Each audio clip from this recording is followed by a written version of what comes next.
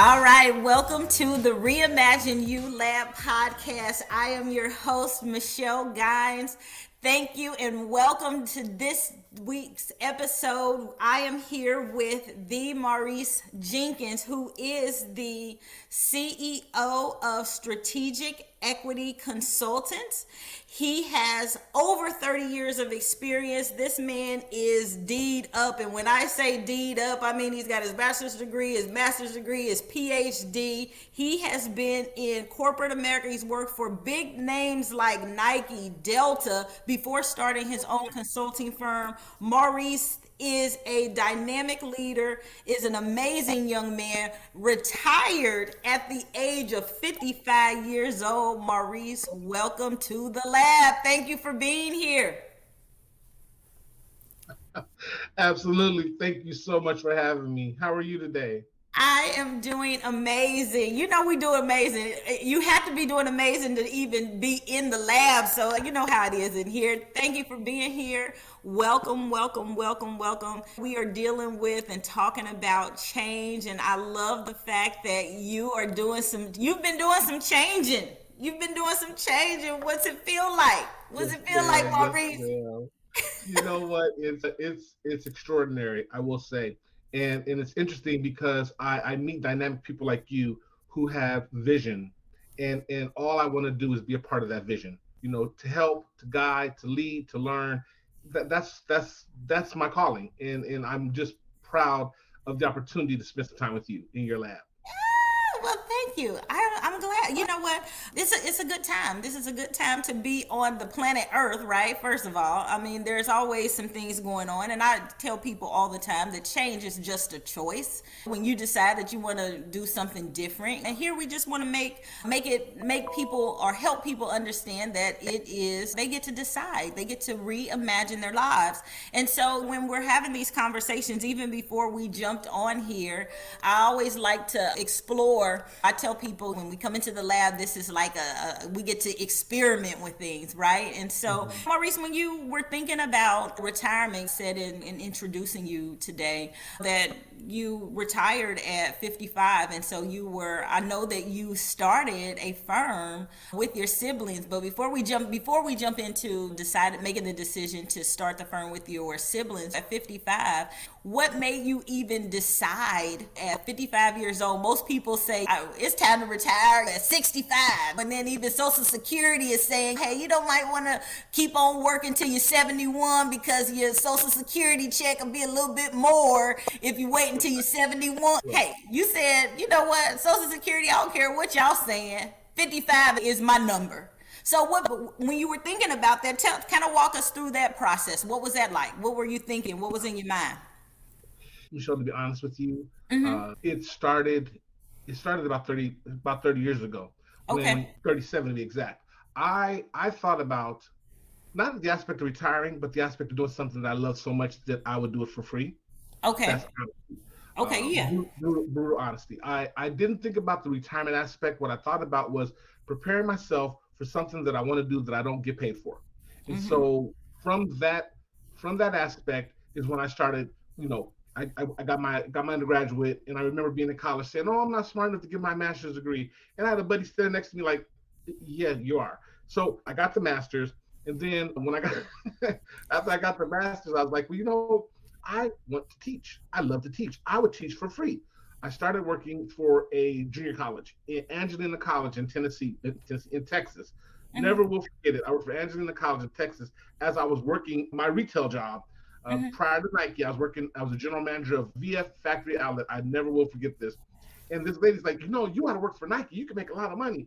So I'm like, okay, but you think about it. I went online, researched Nike. They had a training manager job. There's more Mm-hmm. to the story. The Okay. training manager job I left Texas and moved to Chicago to take that training manager's job. And because I had taught school before, Mm-hmm. training was just my forte. Yeah. So I literally started working on my retirement at the age of 32, 33, 34. And I'm like, you know what? If I start doing something that can transcend into something I can do forever, well, that's what I'll do. I started doing training.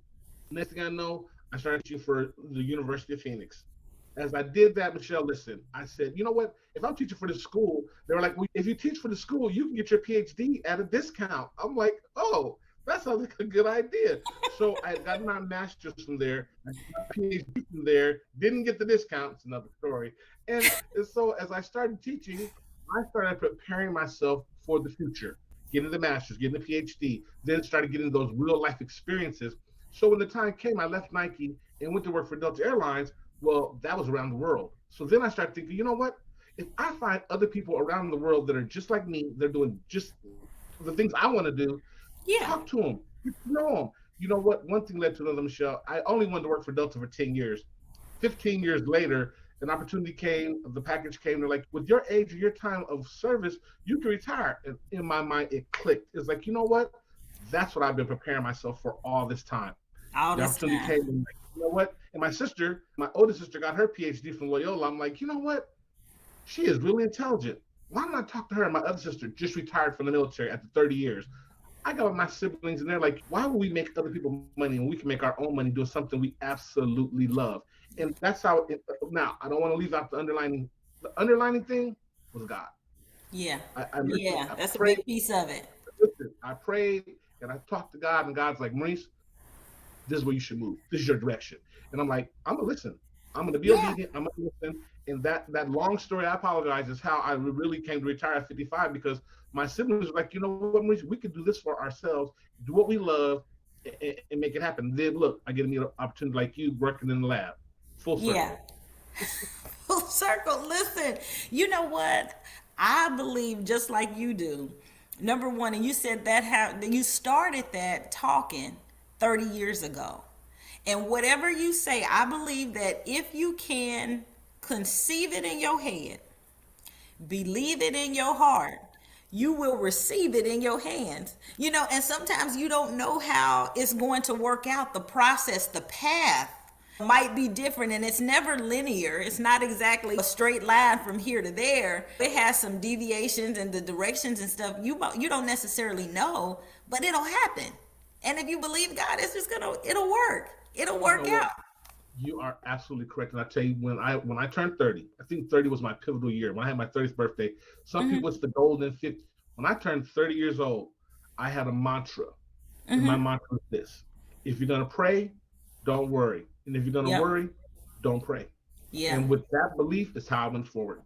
Yeah, no, that's good. That's good stuff, Maurice. I love that. I love that. So now, so since okay, so you opened the door, which is perfect lead in because one of the things that you said, you and your siblings, you started that strategic equity consultants. You guys started a business for yourselves, and this is what now you guys are all doing. So tell us a little bit about kind of even you guys deciding, hey, we're going to do this for ourselves. We can all do what we love. One sister has retired.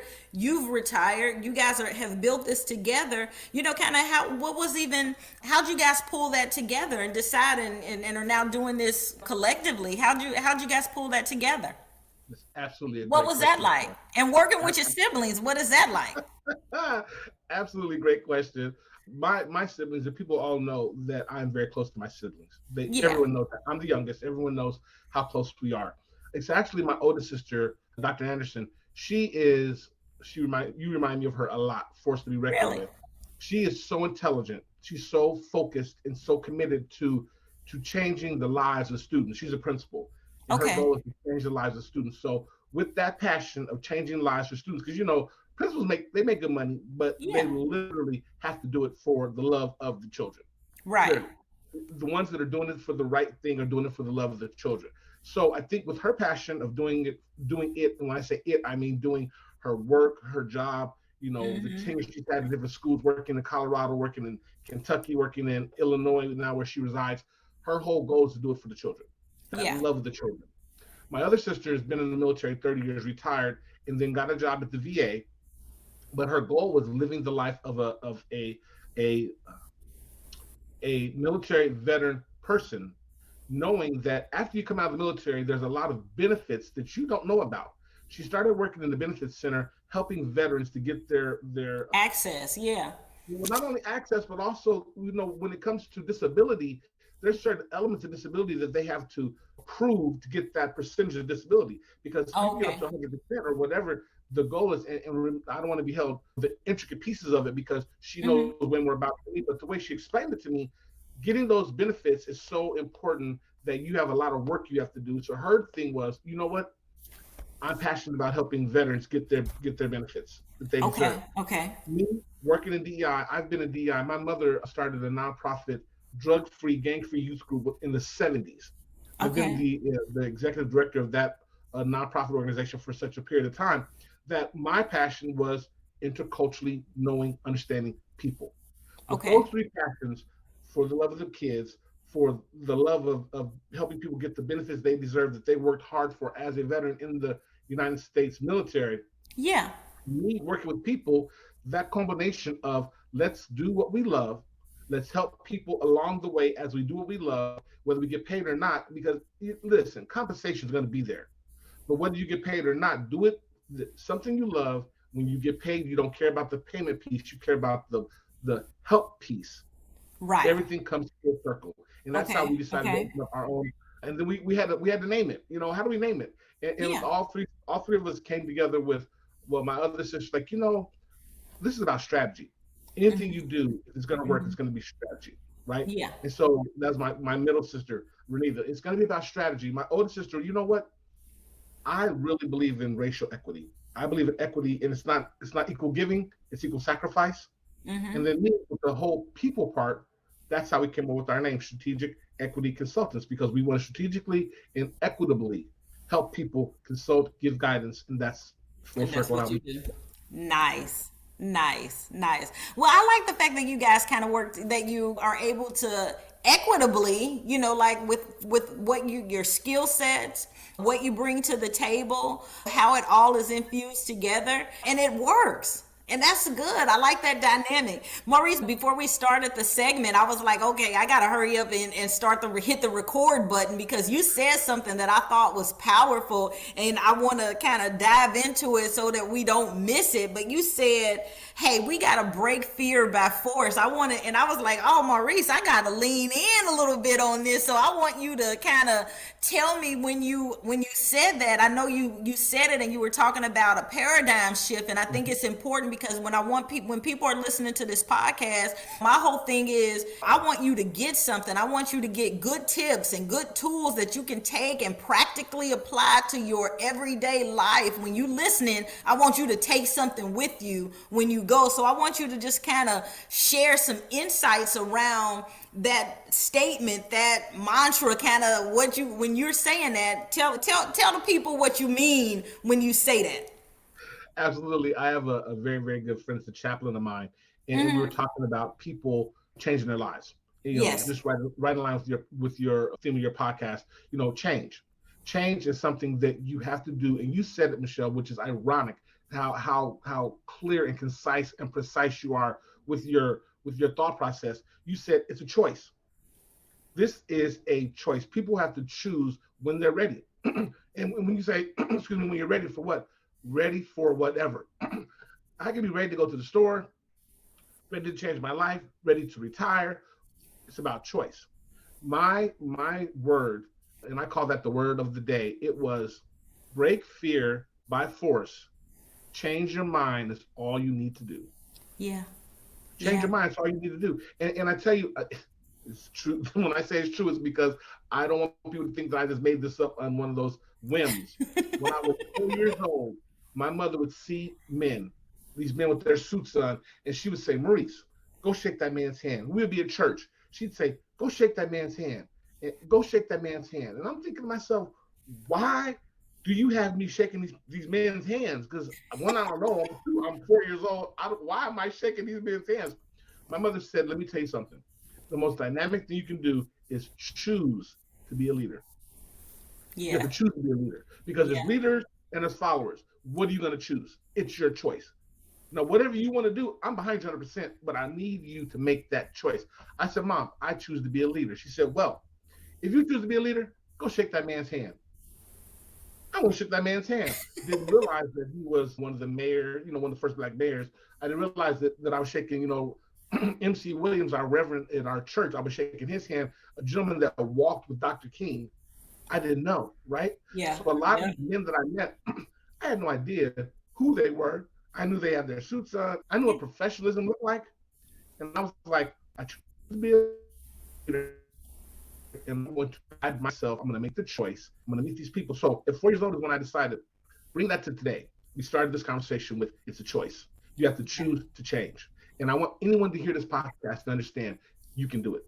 How do you do it? You have to break fear by force. Yeah. No, I love that. I love that.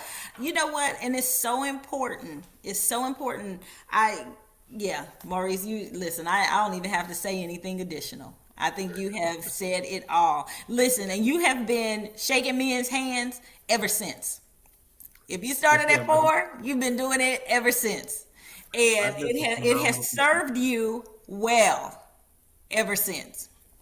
I've I met some think that dynamic is people. great. I think that is great. One of the other things that you had said that in what you shared with me as we were preparing was I like for you to give some advice, and one of the pieces of advice that you gave was to develop contacts, do some research, and don't wait. So you want to expound on any of those three things? It's so funny to hear stuff that I say. It's so funny, like, wow, I said that. You're You know, profound, Maurice. You're profound. I will tell you when it comes to developing context, that can stem from a lot of different things.